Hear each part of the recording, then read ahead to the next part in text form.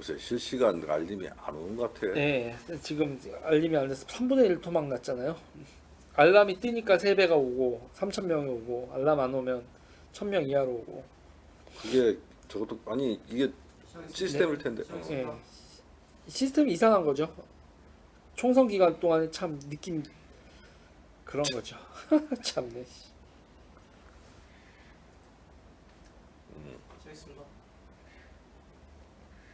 라이브 온 했고요. 이제 조금 있으면 여러분 들어오시면 시작을 해야겠죠.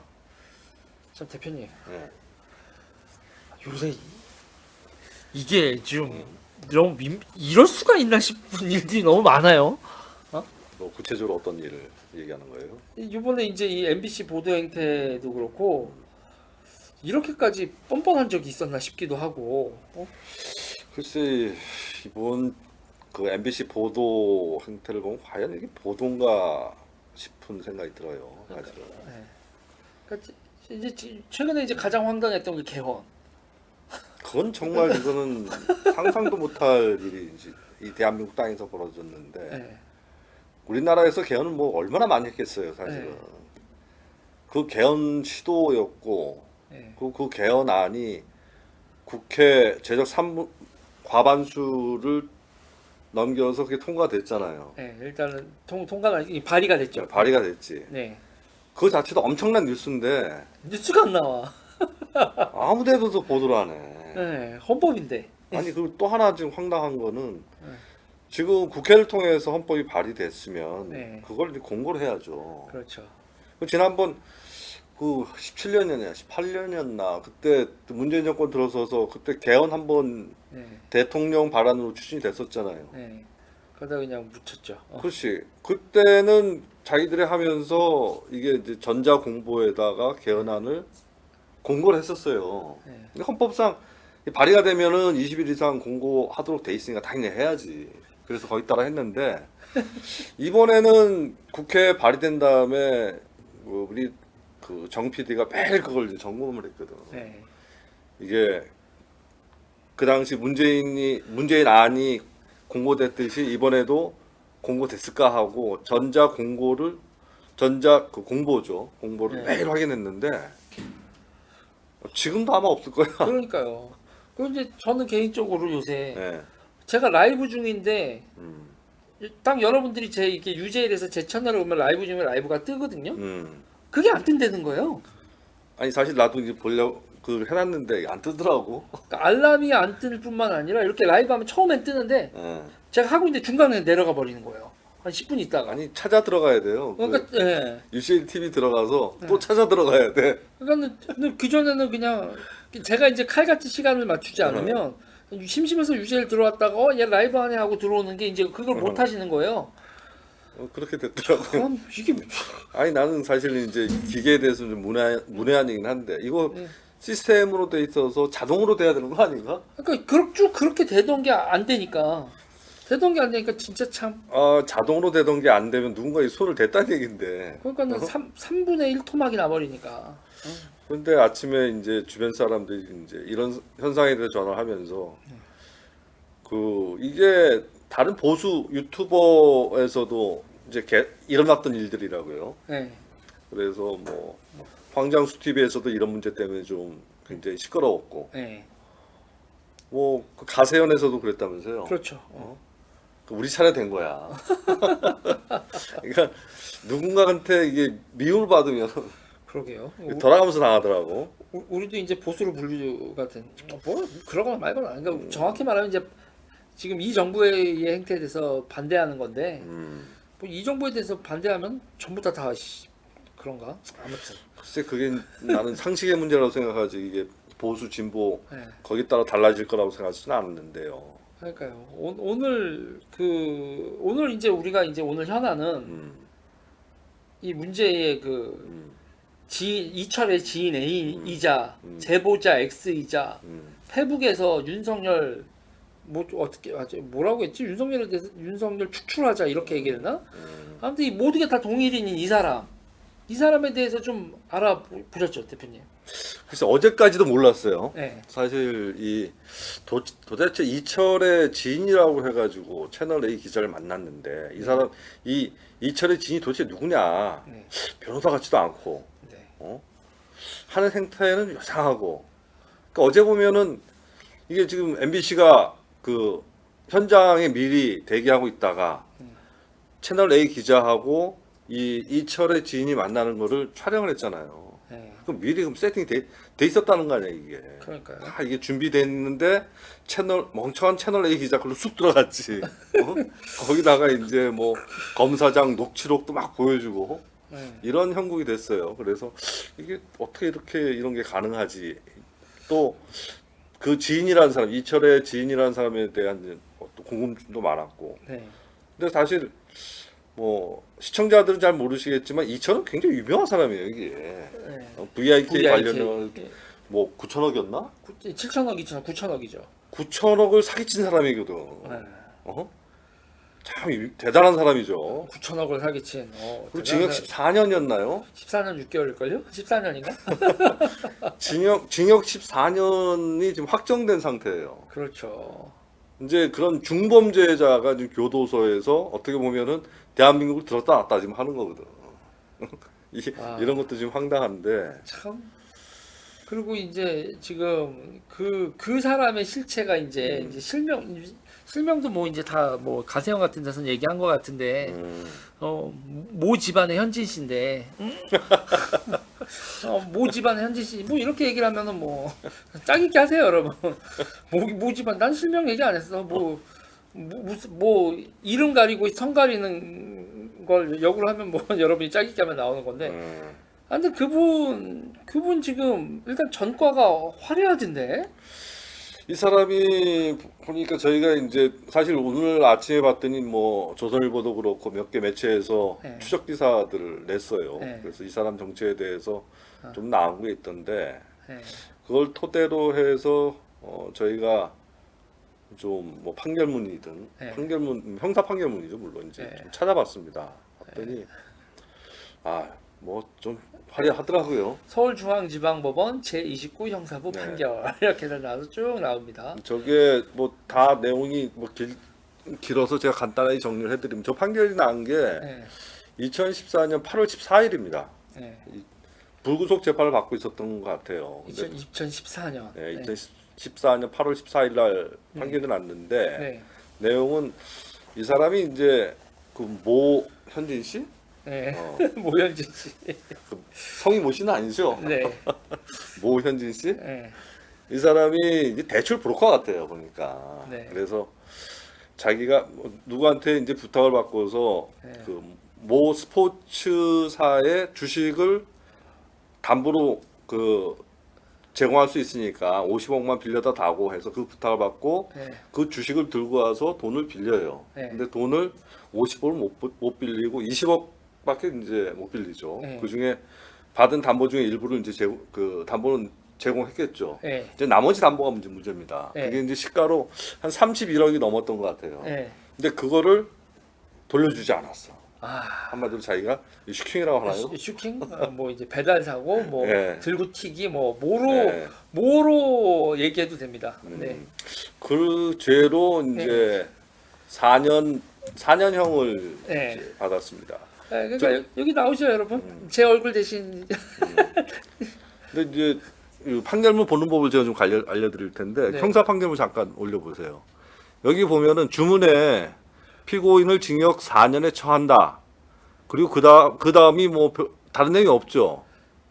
이거는 불구속 재판을 받았다는 얘기입니다. 불구속 재판을요. 네. 그러니까 언제부터 복역을 했느냐 이게 어떻게 알 수가 있냐면 이 판결문 보면은 네. 판결 나자마자 이제 구속이 된 걸 거예요. 저게. 아, 법정 구속이 됐겠죠. 네. 4년을 때렸으니까 뭐 네. 실형을 때리면서도 불구속 재판 하도록 하지는 않을 거고 아마 네. 법정 구속이 됐을 텐데 네. 만약 그 전에 구속이 됐으면 저기 이제 그 미결 구금 산입 일자가 나와요. 그러니까 그동안 깜빵에 있었는데 며칠 이거는 이 징역에 산입한다. 이 문구가 나오죠. 그러면서 이제 그만큼 구속되니까 까니까 일명. 그렇죠. 이제 미통산입이라고 하는데 네. 그런 게 없으면은 이날 구속된 거예요. 왜? 네. 그러니까 굳이 지금 이걸 제가 지적한 이유가 예. 여기서 4년을 받았잖아요. 예. 그리고 나중에 이제 이건 나중에 이제 1호 신문 기자에서 그 1호 신문 기사에서 우리가 지금 확인한 내용인데 그거 아직 그 릴리즈는 안 된 기사. 아니 아니에요? 우리 저 릴스 된 내용으로 릴리즈 된 내용으로. 네, 저희 제보 받은 게 있죠. 네네. 저 원문을 제보 받았는데 원문은 네, 보여드릴 수 그거는 없고. 그건 그렇고 실제로 이제 보도된 내용입니다. 네. 여기 보면은 이 구속돼서 형사 재판을 받는 와중에 예. 그 전에 이제 또 한 25억 정도를 이걸 뭐 사기치려고 했던 것 같아요. 예.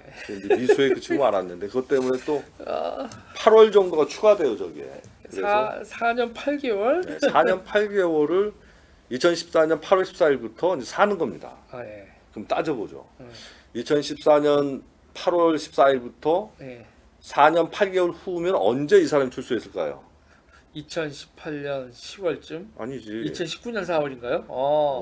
8월이었으니까 그렇구나. 4년 8개월이면 2019년 4월 14일 날 출소했을 가능성이 매우 높습니다. 이 사람. 나오자마자 이제 또 작업을 들어가네. 이제 나온 다음에 이 사람이 이제 제보자 X가 되는 거죠. 네. 근데 이 사람 전과를 이렇게 보면 이게 전과 그 이후에 뭐 저 집행유예 전과가 4개쯤 있었던가. 네. 뭐 부정수표 그 단속법 위반하고 뭐 사기 뭐 이런 걸로 해가지고 네. 한 4개 정도 있었던 것 같은데. 그렇죠. 그리고 아까 말씀드렸다시피 행태들이 대충 보니까 네. 사기 미수 8개월 받은 것도 그렇고 네. 대출 브로커로 보여요. 네. 그러니까 뭐 이렇게 금융에서 금융 브로커죠. 네. 예, 대단한 역할을 하는 사람은 아닌 것 같고 네. 또 자기가 그 피의자 내지 뭐 그런 신분 피고인 신분으로 검찰 조사를 받아서 자기가 검찰 수사에 대해서는 꿰뚫고 있는 전문가라고 보기는 조금 좀 뭐한 애매한 좀 그런 사람으로 보입니다. 네. 근데 이 사람이 2019년 4월쯤에 이제 출소를 했어요. 그렇죠. 그런데 이 사람이 결국 뭐 밝혀진 게 또 제보자 X였잖아, 이 사람이. 금융 전문가래. 금융 전문가가 나와서 자기는 정경심에서 이 사모펀드나 이런 거 하나도 문제될 게 없이 보인대. 자기가 뭔데? 그렇게 전문가 같지는 않은데. 아니 나는 진짜 웃긴 게 TBS도 어쨌든 공중파잖아요. 서울시에서 하는 그런 뭐 김어준의 뉴스공장 같은 데서 나오는 사람을 사기죄로 출소한 사람을 금융 전문가로 소개를 하면서 그러면서 정경심이 무죄다. 그러면 제보자 X 이게 말이 돼? 이렇게 이제 점프를 해서 얘기하면 듣는 사람이 약간 헷갈릴 테니까. 네. 그 이런 신문 기사 좀 올려보시죠. 저기 보면은 뉴스공장 이게 TBC가 TBS인가 네, 그 저기 TBS. 교통방송 네. 거기서 2019년 8월 중순부터 10월 말까지인가요? 그렇죠. 정경심 사건 뭐 이런 조국 사태 때죠. 한 10회 걸쳐서 뭐 특집을 내보내면서 제보자 X로 이 사람이 계속 출연했던 것 같아요. 그렇죠. 자, 8월이라고 그랬죠. 지금 방송 나간 게 8월이에요. 네. 뭐 저기 보니까 녹화했을 테니까 그 전에 찍긴 했을 텐데 네. 뭐 이게 라이브라 하더라. 그렇죠. 하루 전날 녹음을 하고 뭐 그러니까. 그래 봐야 출소한 날로부터 한 4개월 됐나? 그리고 이제 주로 뭐 제보자 X 거의 라이브로 전화하고 그랬는데. 그러니까 지금 깜빵에서 나온 지 한 4개월 정도 되고 그리고 그 전에도 이제 뭐 여러 가지 이제 뭐 집행유예 전과가 많은 걸로 봐가지고 구속도 여러 차례 됐었던 것 같은데 이런 사람이 갑자기 뉴스공장에 나타나가지고 금융 전문가로 해서 뭐 정경심의 사모펀드 문제 없다. 글쎄 그 얘기를 하고 또 검찰의 수사 행태나 이런 것들에 대해서 자기가 아주 전문가인처럼 특히 금융범죄에 대해서 펑크TV니까 감사. 전문가인 것처럼 얘기를 한다. 참. 아니 이게 대한민국 전문가 다 죽었냐고.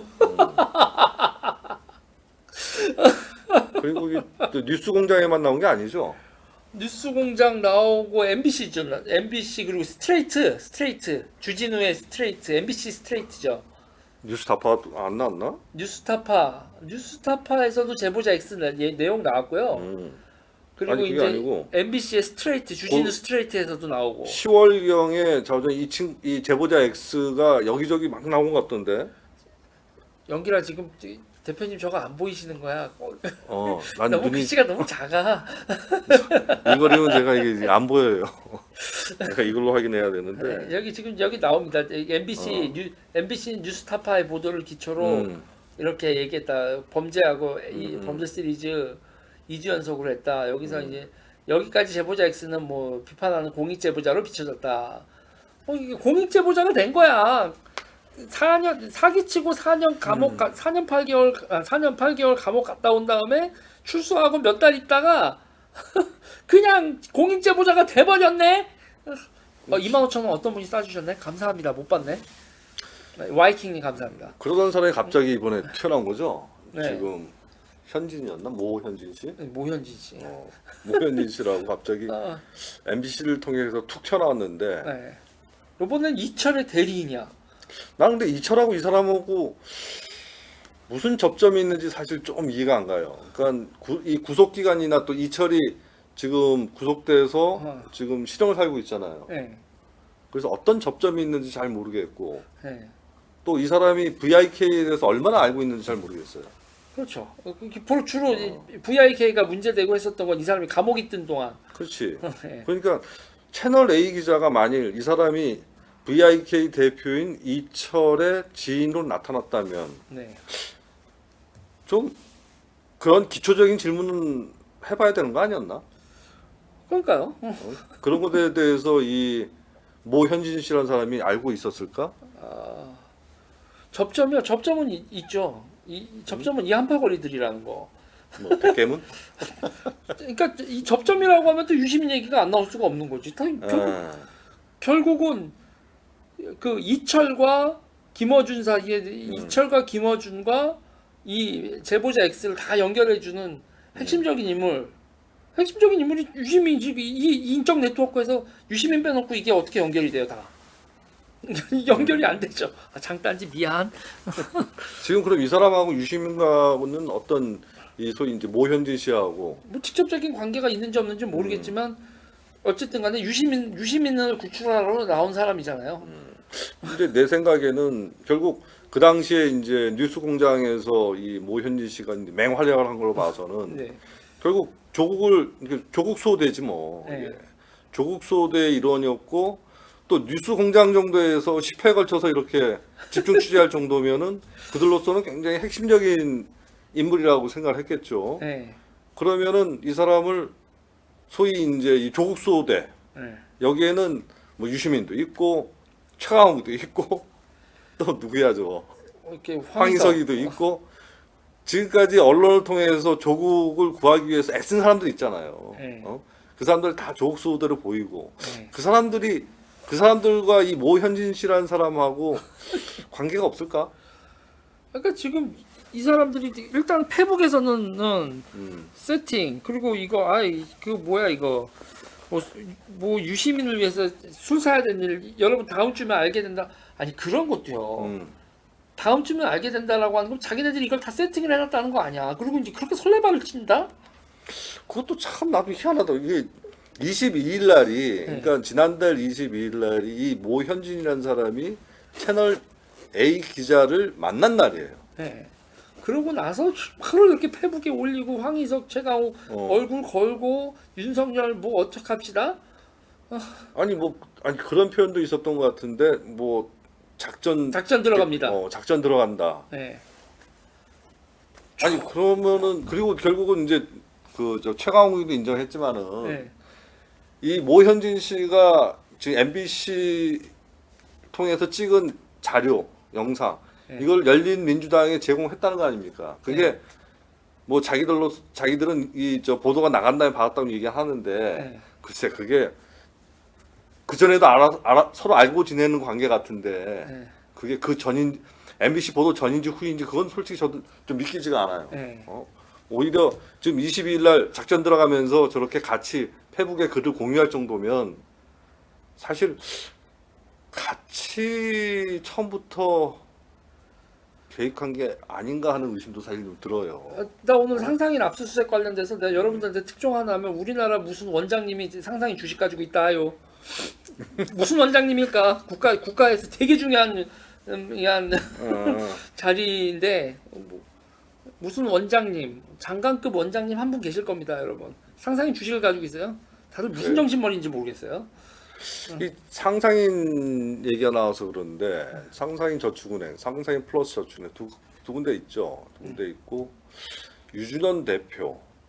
사실 조국 사태 초기에 저희는 상상인 저축은행이 그렇게 중요한 지금 수사 대상일까? 네.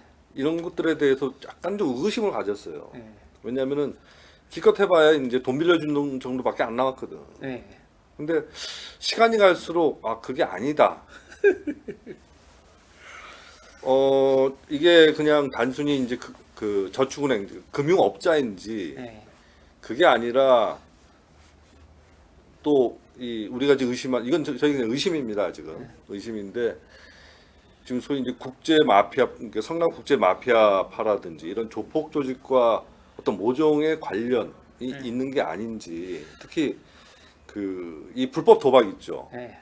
그 불법 도박 자금이 그 매출이 1년에 지금 국정원 저 추정으로는 150조 150조라고 나왔는데 플러스죠. 네, 지금 뭐 그때 한민호 국장이면은 사실 문체부에서 그 이 담당자. 담당자라서 좀 더 정확하게 알고 있어요. 네. 근데 그 양반 얘기로는 그게 150조가 아니고 한 180조 이상으로 봐야 될 겁니다. 이렇게 좀 얘기를 한단 말이에요. 그쵸. 그 어마어마한 돈, 그러니까 물론 매출이니까 거기서 순이익으로 자기들한테 남는 게 이제 얼마인지 정확히 모르겠습니다만 보통 이제 네. 불법 도박은 이 수익률이 굉장히 높잖아요, 사실. 그렇죠. 일반 매출로 다르죠, 그게. 네. 그래서 그 돈이 분명히 어딘가 가려고 뭐 발버둥을 쳤겠죠. 그렇죠. 근데 창구 중에 하나가 여기가 아닌가 하는 의심을 좀 받고 있어요, 사실은. 계속 이제 의심이 드는 거죠. 이게 너무 이상한 거야, 너무. 그러면서 이제 막 저축은행들이 너무 많이 등장해. 그러니까 이거는 정말 이게 사실이면 정말 큰일이에요, 이거는. 네. 어떻게 보면은 이 조폭의 불법 자금이 이게 결국 상상인 저축은행을 통해서 조국과 만나고 또 결국 이쪽 그 권력 실세들하고 이제 만나게 되잖아요. 네. 또 상상인 저축은행 이 대출 과정을 보면은 그게 이제 뭐 WFM도 FM이지만 네. 등장하는 인물들이 많잖아요. 네. 그래서 굉장히 심각한 문제가 지금 된단 말이에요. 그러면은 네. 뭐 아무튼 이게요.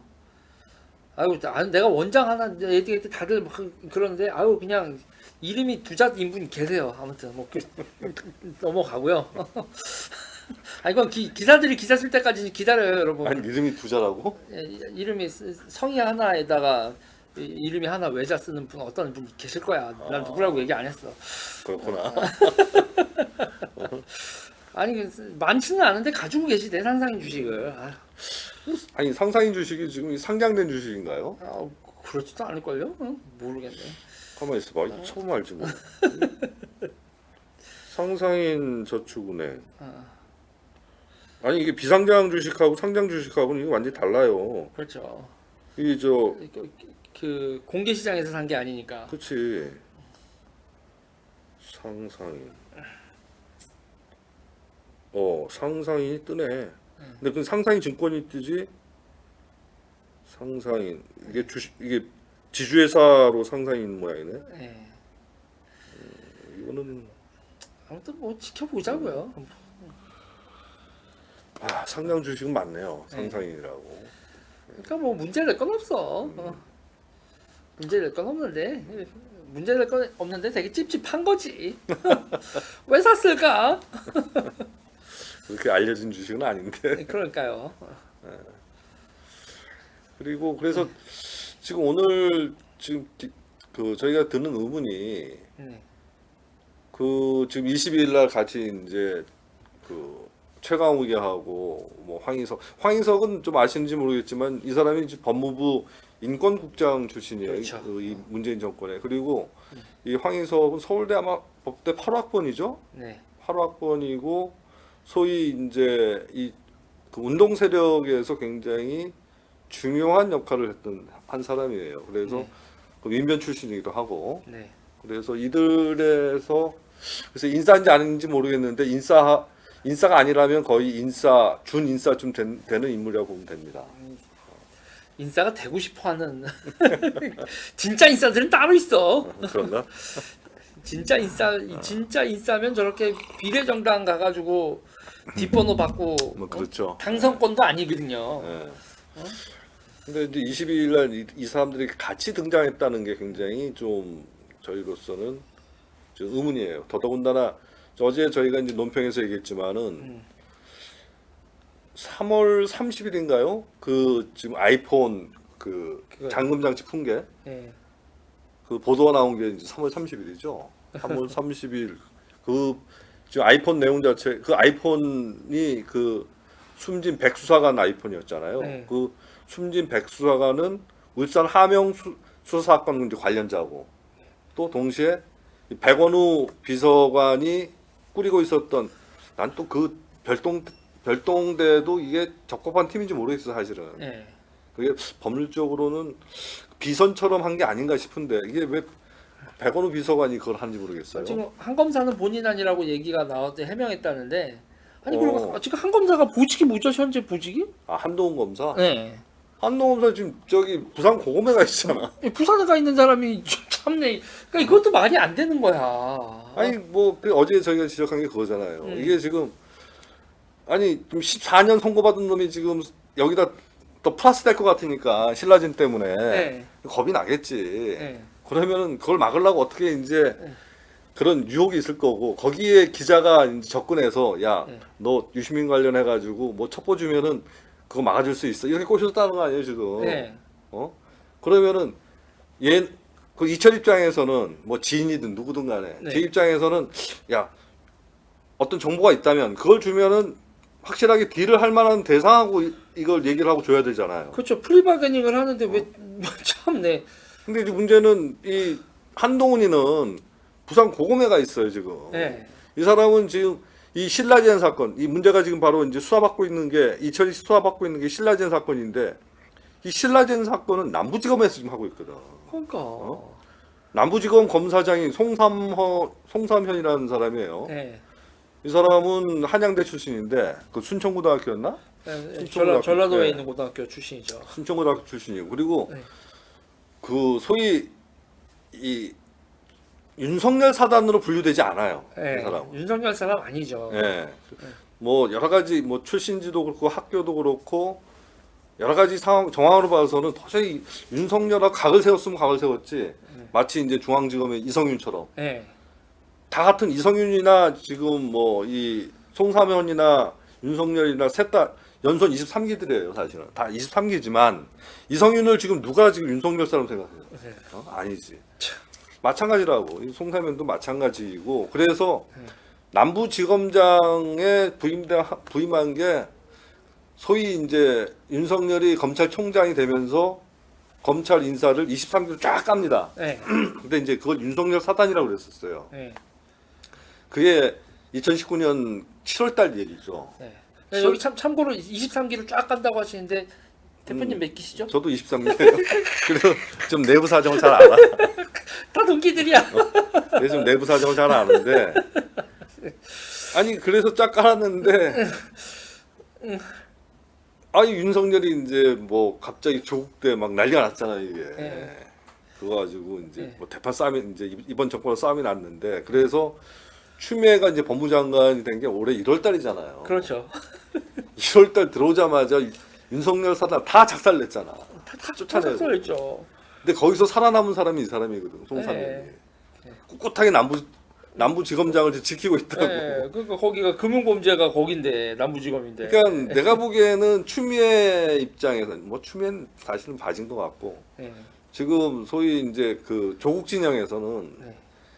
자기들을 보호할 수 있는 믿을 만한 세력으로 이성윤과 송사면을 생각한 것 같아요. 그래서 지금 그 조국에 대한 수사 내지 이 문정권에 대한 수사 가장 중요한 게 이제 울산 하명 사건도 있지만 그 뭐 신라젠 사건도 있고 네. 뭐 금융범죄 사건들이 있잖아요. 근데 네. 그 금융범죄 사건들이 지금 수사를 하고 있는 데가 남부지검이잖아요. 여러분 남부지검이 되게 중요한 게요. 서울에서 남부하면 여러분 그냥 강남 이렇게 생각하시면 안 되고요. 저기서 여러분 중요한 데가 관할 지역이 남부에서 관할 지역이 중요한 게 여의도라는 거예요, 여러분. 그래서 국회하고요 이 금융과 그쪽 사건이 남부지검 관할이 되는 겁니다. 그래서 증권범죄 합동수사단이 네. 남부지검에 있었던 거예요. 중앙지검이 아니라. 그래서 남부지검이 왜 중요한지 아시겠어요? 이것도 이게 대중들한테는 이걸 얘기를 해줘야 돼요. 네, 그리고 과거에 이제 IMF 이후에 이런 그 금융범죄에 대해서 이 타워가 그러니까 대검 중수부라는 게 있었죠. 예전에. 네. 그 대검 중수부가 네. 쭉 활동을 하다가 이게 없어졌죠. 이제 네. 노무현 대통령이 이제 그렇게 되시고 나서 이제 대검 중수부가 없어져 버렸는데 네. 없어지고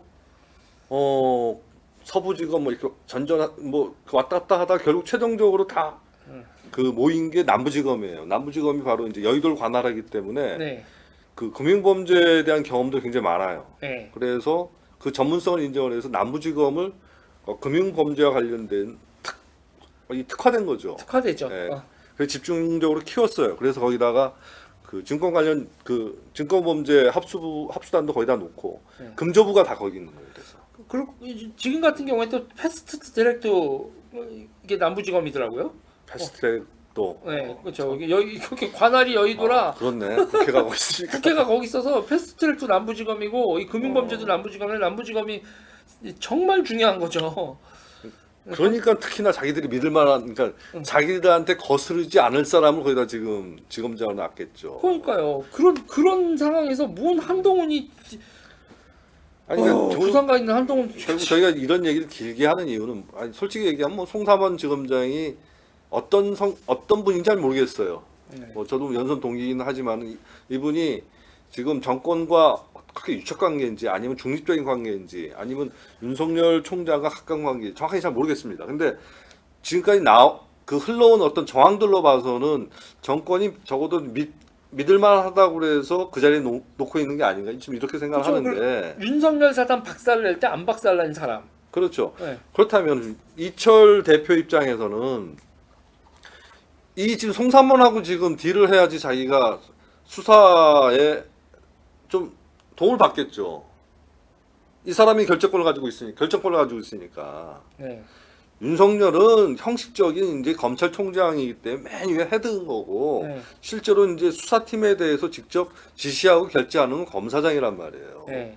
총장이 아니고. 그렇죠.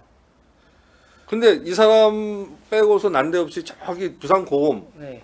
지검도 아니고 고검이에요. 지검하고 고검 다른 게 지검은 수사권이 있지만 고검은 수사권이 없어요, 사실은. 그러니까 수사 인력이 없어, 참. MBC 보도가 어. 완전히 그 대중 선동용 보도지 음. 디테일을 조금만 따지고 아는 사람이 보기엔 너무 터무니없는 보도인 거 아니에요. 너무 사실은 허술하고 허접해요. 네. 그걸 가지고 그 허접한 어떤 그 짜임새 가지고 스톡쳐 가지고 막바로 그냥 윤석열로 바로 점프를 해버렸잖아요. 그러니까 추미애가 갑자기 윤석열 감찰해야 된다. 그러니까 이거는 어디까지나 이 사람들은 뉴스를 누구를 만지냐면 지지자들 있잖아요.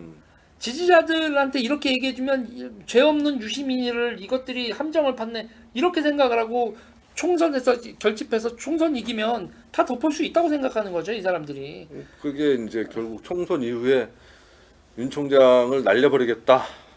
총선 전에 날려버리는 거 앤드 지금 이런 이슈몰이로 지지자들한테 거 봐라 우리 편은 착하고 저놈들이 나쁜 놈 이거거든요. 아니 근데 이쯤 되면 그 지지자들도 좀 뭔가 좀 이상하다 생각해야 되는 거 아닌가? 종교가 이렇게 사이비 종교가 이렇게 무서운 겁니다 대표님. 참 아니 그래도 사회 경험이 어느 정도 있고 교육 수준이 있는 사람들이 좀 뭐 소위 이제 좌파 진보 진영 이쪽에 지지자들 중에 그런 사람이 많았잖아요.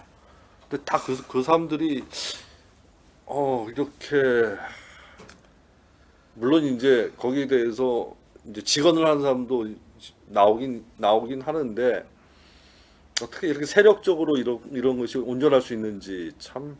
저번에 윤조 있잖아요. 윤조 씨도 정말 그러니까 어처구니 없는 제보자였단 말이죠. 요번에 목격자 X 아니 목격자 X 제보자 X 목격자 K는 가세현 멤버고 이 제보자 X도요 터무니없는 제보자란 말이에요. 아니 그러니까 이 사람이 그 작년 10월달 8월 10월에서 그렇게 조국 사태 관련돼 가지고 뉴스 공장에서 맹활약한 것도 좀 황당한데 지렁이판이 감사합니다. 그 사람이 다시 등장했어. 그것도 다시 등장해가지고 MBC를 네. 세팅도 하고 뭐 다 그런 것 같아 지금. 이게 가능하냐고.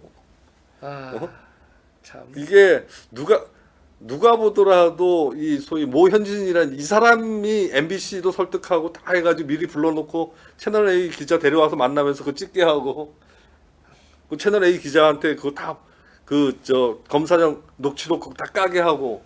그러니까 이거는 세팅된 거에 연기자를 섭외한 거잖아요. 지금 꼬라지가. 아니 난 그러니까 솔직히 모현진 배우가 궁금한 거예요. 그쵸. 배우 이 사람을 배우지 시킨 배우가 누구냐 이거죠.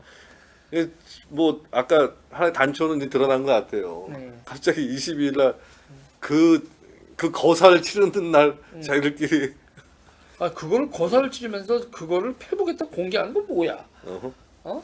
그럼 그 사람하고 이게 다 똑같은 사람인지 모를까? 참. 이 사람들이 또 이 소위 조국 수호대 그거를 강령으로 한다고 해야 될까? 이 열린민주당 멤버들이잖아 또. 아니 참네 이 한심한 사람들 이러면 우리가 모를까? 아니 그 페북에서 이 사람 페북 아이디가 뭐야 이거? 페북 아이디도 이호화야 이호화. 이것도 뭐 까? 뭐 고사라면 해라. 페북 아이디 이호화 그리고 제보자 X 그다음에 지인 A 이 모든 사람이 4년 8개월 형을 살고 나온 모현진 씨인 거를 우리가 계속 몰라줄 거라고 생각을 한 건가? 그리고 아니 BBK하고 이런 거 할 때 김어준하고 유진은 이 사람하고 관계가 좀 오래됐단 말이에요. 뭐 그렇겠죠.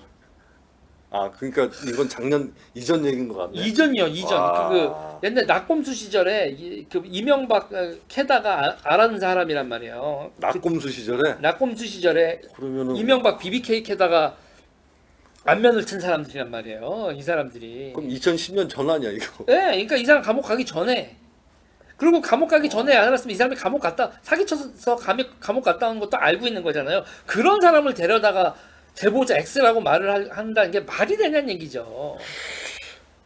아니 근데 왜 이 정권의 실세들은 이렇게 금융 사기꾼들하고 이렇게 친한지 모르겠어 진짜.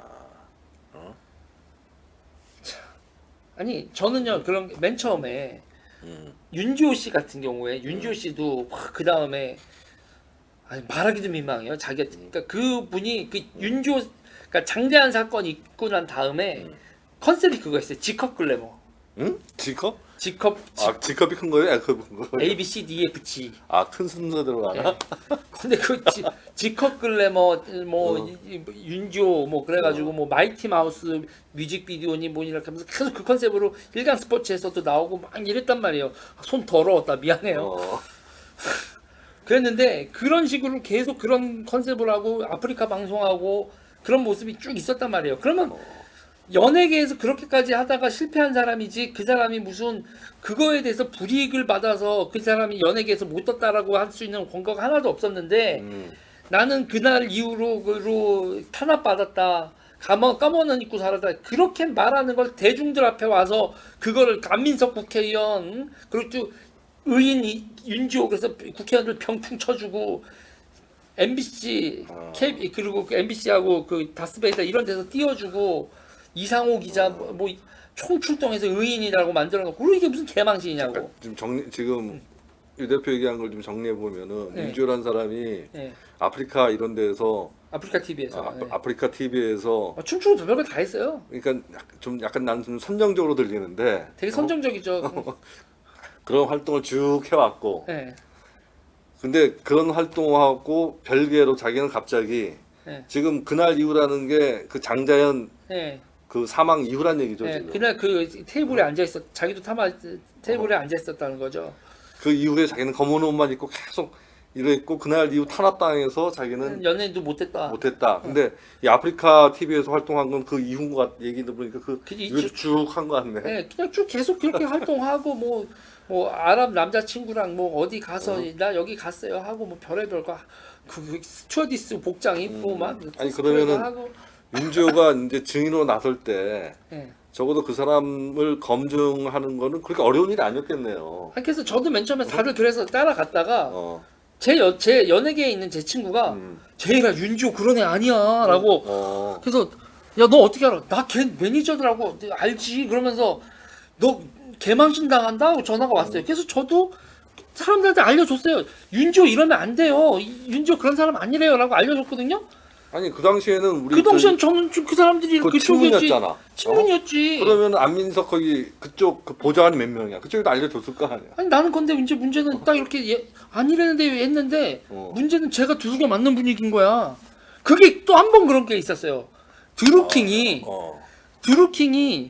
저를 만났잖아요. 저 만나서 드루킹이 한다는 게 자기가 김경수고 청와대도 다 연결돼 있다는 거예요. 그러니까 자기가 정보 줄 테니까 그 정보로 방송을 하라는 거예요. 그래서 내가 바로 그 다음날 이 새끼가 청와대하고 김경수 팔고 다니는데요 했거든요. 근데 내가 이상해지는 거야. 판 게 아니네 그러면 진짜 깜네. 근데 아니 저를 병신 만드는 거예요.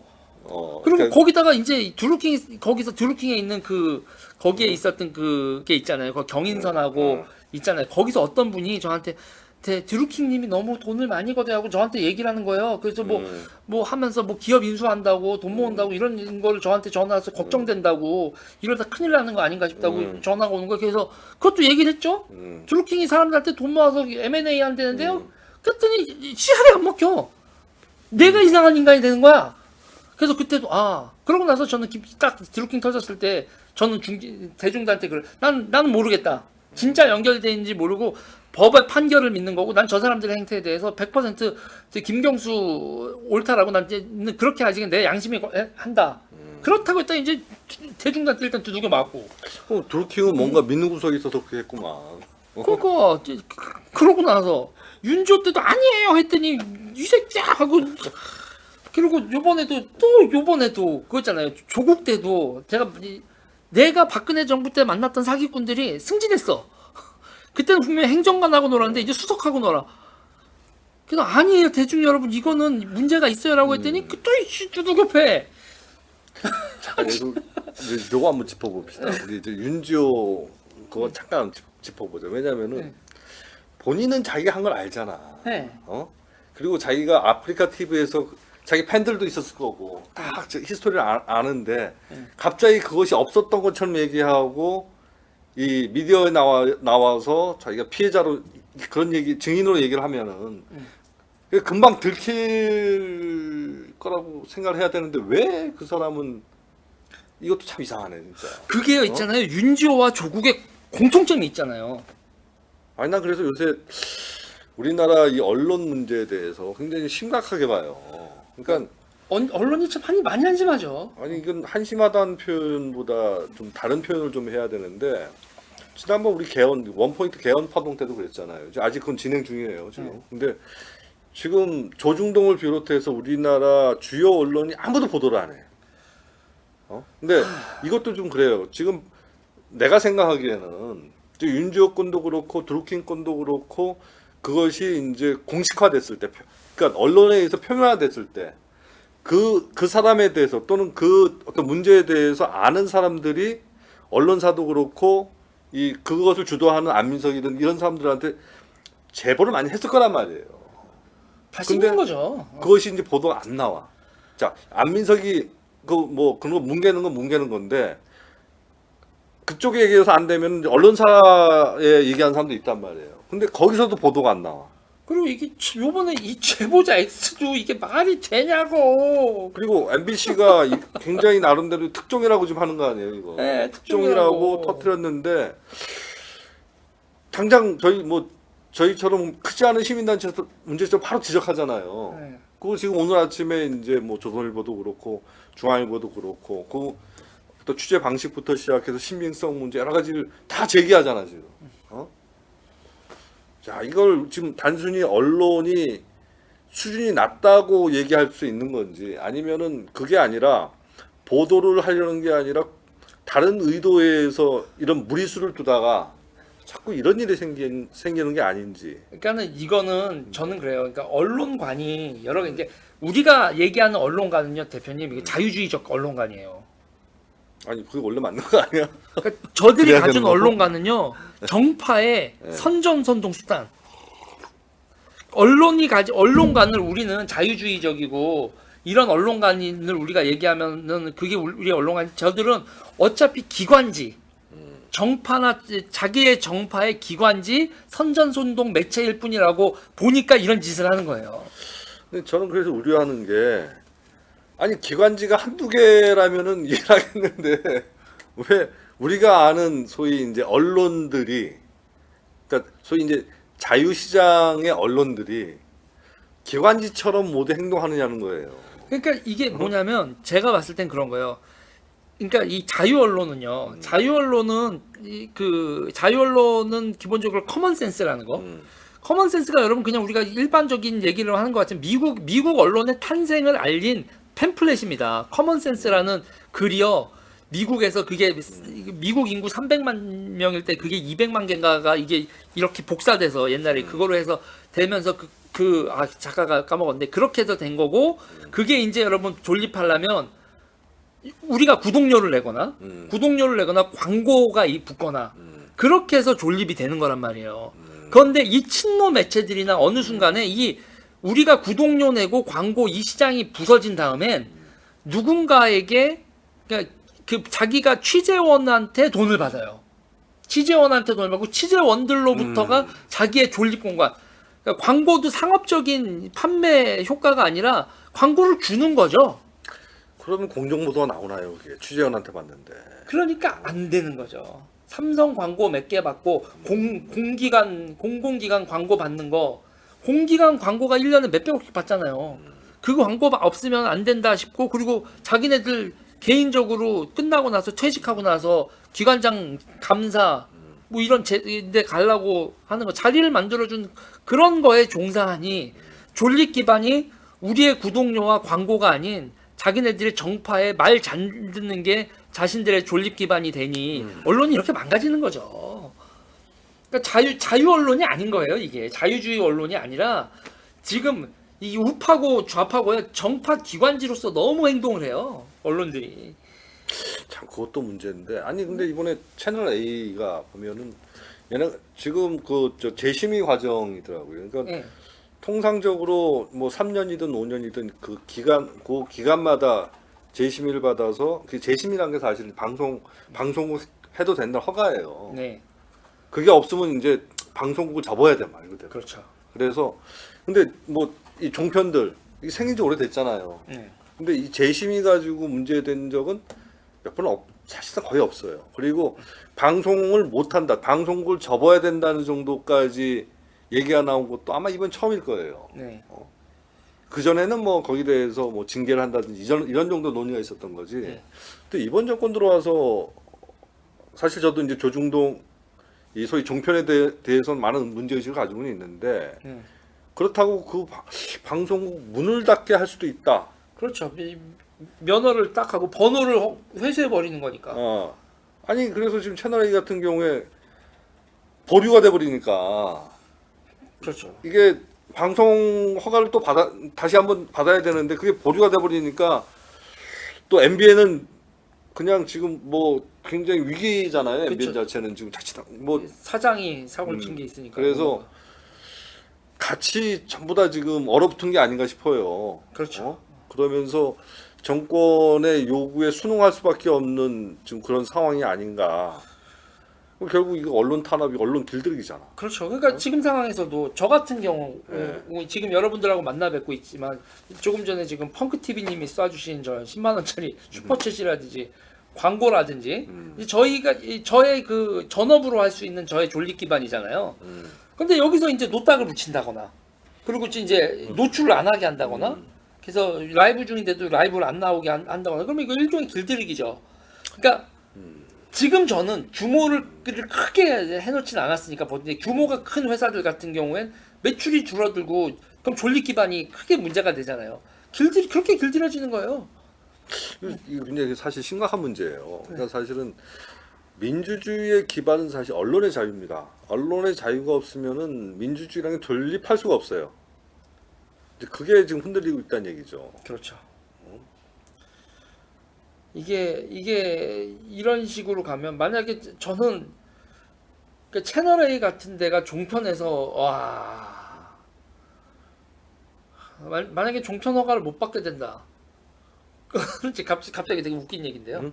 무슨 생각이었는데 종편 허가 못 받고 그들이 아예 유튜브용 컨텐츠를 주거나 생산해서 유튜브에서 광고료를 받는 그런 회사가 돼버렸으면 여기 생태계가 파괴되겠는데? 갑자기 막 근데 뭐 글쎄 그게 언론 탄압 때문인지 아니면 언론 길들이기 때문인지 지금처럼 주요 소위 이제 우리가 공중파를 위시해서 이런 언론에서 그 소비자가 기대하는 정도의 공정성을 가진 보도들이 안 나오면 네. 결국 소비자들 대중으로부터 외면받을 수밖에 없겠죠. 네. 이건 하나의 또 패러다임의 변화를 갖고 올 거라 봅니다. 우리 유튜버들한테 큰 기회가 오겠죠, 그러면은.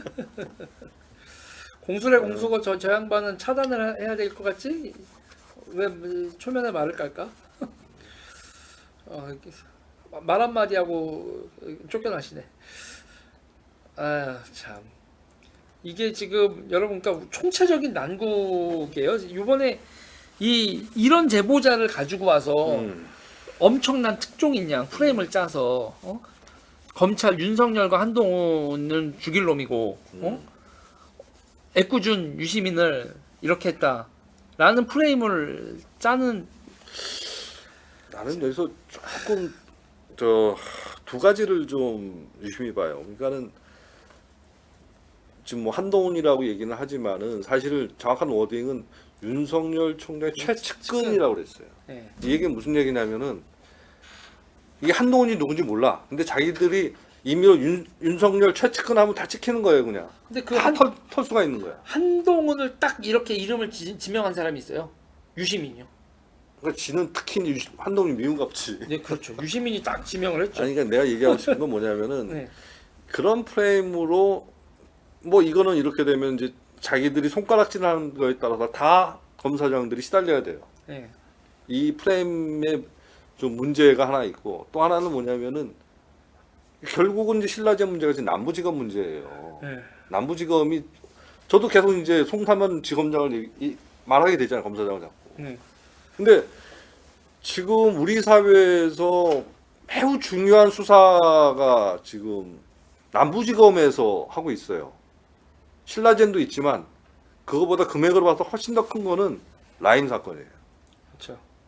근데 이런 것이 지금 흔들릴 가능성이 있지 않을까 하는 우려가 사실 많아요. 그러니까 수사 방해죠, 수사 방해. 예, 그래서 지금 소위 이제 이렇게 그 MBC발 이런 게이트를 터트려서 지금 결국 이철이 이렇게 되면 이제 검사장도 검사장이지만은 이철한테 뭐 이철을 수사하고 있는 그 팀들도 역시 영향을 받겠죠. 그게 금조 일부란 말이에요. 그렇죠. 금융조사부 일부. 여기가 지금 라임 하고 있을 거야 아마. 근데 이런 부분이 사실 라임 수사에 심각한 차질을 갖고 올 가능성이 높다. 네. 결국 다 감찰 받을 테니까. 지금 뭐 추미애는 이 문제에 대해서 이제 감찰하겠다는 거잖아요 지금. 그래서 네. 대검에다 이제 감찰 지시를 내렸잖아요. 그러면 검사장만 감찰 대상이 되는 게 아니고 지금 이 검사장과 이철 사이에 있는 이 수사 라인들이 다 감찰을 받는단 말이에요. 네. 여기서 확실한 건 남부지검과 그 남부지검에서 금융사건을 조사하고 있는 바로 금조부거든. 여기가 감찰 대상이 된다는 거지. 그러니까 추미애 장관이 이럴라고 장관이 된 거겠죠? 근데 이 사람은 왜 이렇게 금융수사나 이런 것들을 그 증권범죄 합수부 없애버리고 네. 지금 금조부 수사하는 거 계속 태클 걸고 먼저 번에는 금조부 대검에서 그 수사검사 그 추가 파견하겠다는 거 막았었잖아요. 나중에 결국은 이제 승인했지만은 그건 한참 후죠. 네. 추미애는 왜 이렇게 집요하게 이 금융범죄 수사를 막고 나서는지 그러게 말입니다. 이쯤 되면은 거의 방해하고 있다고 얘기를 해도 과언이 아니죠. 네. 추미애가 왜 그럴까요? 제가 동기는 진짜 모르겠으나 지금 라임에서 6조 중에 지금 라임 사건도 지금 황당하잖아요. 이게 뭐 돌려받기 펀지도 아니고 그냥 네. 투자한 데마다 횡령이야. 투자한 데마다 횡령이에요. 투자하는 데마다 돈이 없어져 그냥. 홍영석 회장님 감사합니다. 6조 중에 지금 거의 한 3조가 지금 뭐 행방불명인 것 같아요. 전예 응? 대표님 이런 기록이요 계속 깨진다는 게 신기해요. 아니 저도 이제 사실 금융 관련해 가지고 시민운동도 그렇고 변호사도 굉장히 오래 한 10년, 15년 정도 했어요. 론스타부터 이제 시작을 해서 이제 했는데 이런 형식의 대형 그 라임 같이 초대형 금융 사고는 처음인 것 같아요. 그러니까 저는 아니 대한민국에서 1,000억짜리 사고가 어떻게 나지도 이거 뭐 이래 사기 사건이 느낌에 저 같은 그랬는데 이게 1조짜리 사기가 벌어지고 이제 그것도 모자라 3조짜리 아니 근데 그 전에 이제 예를 들면 뭐 동양그룹 사태라든지 예. 초대 뭐 저축은행 사태도 마찬가지입니다만 초대형 사건. 초대형 사건이라고 보도가 났지만 실제 피해액은 그렇지 않았어요 사실은. 예. 왜냐하면은 동양그룹이 가지고 있는 자산이 있었기 때문에 예. 그 뭐 처음에 뭐 얼마가 뭐 1조 4천억이 부도가 났다 어쨌다 했지만은 최종적으로 피해자들이 피해를 본 건 동양그룹 사건 같은 경우에도 뭐 한 5천억이 안 됐죠. 그러니까는 저는 저축은행이 됐던 뭐 동양그룹 사태가 됐건 매출 전체가 어, 영업행위 전체가 사기는 아니었잖아요. 그렇죠. 영업하다가 뭐가 잘못해서 사고가 난 거는 있었죠. 근데 라임은 그냥 영업행위 자체가 사기잖아요. 이 영업행위가 없더만 뭐. 없죠.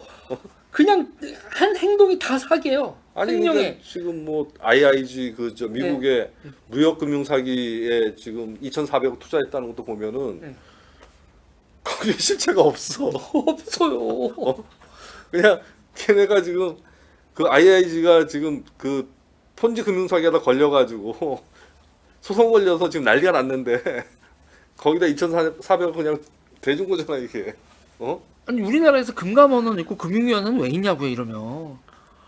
근데 아, 그래서 이제 검찰이 그거를 어떻게 해보겠다고 뭐 그 증권합수부도 그렇고 그렇게 수사하려고 하는데 또 그걸 막는 사람들은 왜 그럴 것이며 예. 이쯤 되면은 사실은 그 라임 금융 이 범죄자들하고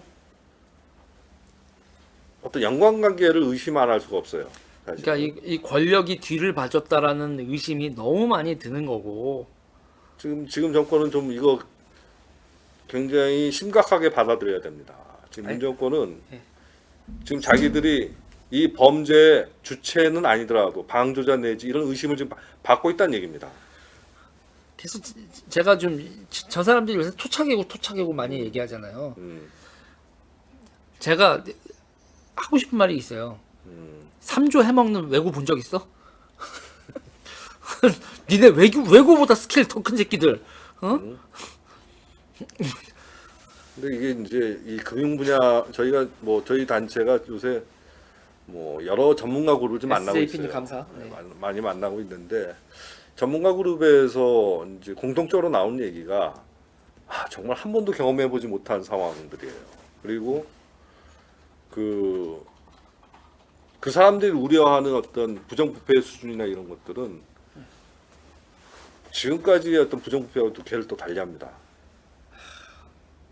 저는 그것이 다 맞지 않을 거라고 생각해요. 하지만 적어도 그런 의심, 그런 의혹들이 제기가 되고 있는 거, 특히 전문가 그룹에서 그런 의혹을 제기하고 있는 거, 이 문정권은 굉장히 심각하게 생각해야 됩니다.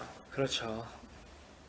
지금 이게 여러분 이거는 어느 정도로 봐야 되냐면 권력자의 도움 없이 벌어질 수 있는 사기 사건은 아니라는 거예요. 지금까지 그랬어요. 권력자의 어떤 비호 없이 네. 그렇게 큰 사기나 이런 범죄가 일어난 적이 없었거든. 그리고 지금 추미애나 기타 등등 MBC나 기타 등등이 하는 행동은 그 비호한 권력자를 지키는 행동이라고 보는 거예요. 그렇게 의심을 하는 거죠. 그런데 우리의 님들은 절대 그럴 분들이 아니라는 어마어마한 수의 지지자들이 있죠. 이건 전 사이비 종교라고 봐요. 그리고 이 사이비 종교 짓에 진보가 멸망했죠. 진보 없어요, 여러분. 이제 대한민국에 다 끝난 겁니다. 그냥 이 한 방에. 뭐든지 만들긴 매우 어렵습니다. 하지만 망치는 거는 순식간이에요. 그런 일이 지금 대한민국에서 벌어지고 있는 거죠. 네, 그렇습니다. 대표님, 일단 오늘은 우리가 할 얘기를 다 한 것 같은데요. 네. 아, 오늘은 약간 혈압이 올라왔어. 얘기하다가 너무 어처구니가 없어서 얘기를 이렇게까지 길게 할 생각은 아니었는데. 이제 하다 보니까 그렇게 되죠. 그리고 이게 라이브가 또 이런 또 재미가 있지 않습니까, 대표님? 그러네요. 아마 이런 라이브를 하는 그게 지금 네, 그렇습니다, 여러분. 여기까지 할게요. 네, 지금까지 저는 유재일이었고요. 예, 이대순이었습니다. 여러분 안녕.